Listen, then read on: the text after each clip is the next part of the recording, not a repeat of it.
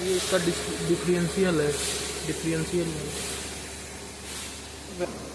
अब इसका इंजन उतरेगा, इसमें जितना भी टंकी उनकी था जो हम आपको दिखाए थे, टंकी वहाँ पर खुल के रखा गया है। डीजल टंकी है, यूरिया टैंक है, वो भी निकल गया है। अब इसका जो काम होना है, अब ये इंजन उतरेगा। इंजन उतरने के बाद टायर है, ये टायर उतरेगा, सारा सस्पेंशन खुलेगा, सब खुल के डिफरेंशियल वाला जो है ये भी खुलेगा, खुल के सब उतर जाएगा। उसके बाद चेचिस खाली हो जाएगी एकदम।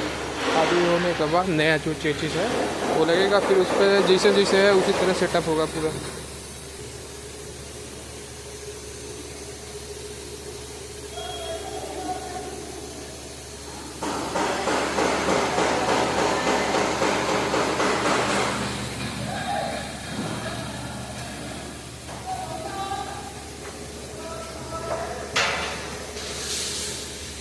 Urea tank pipe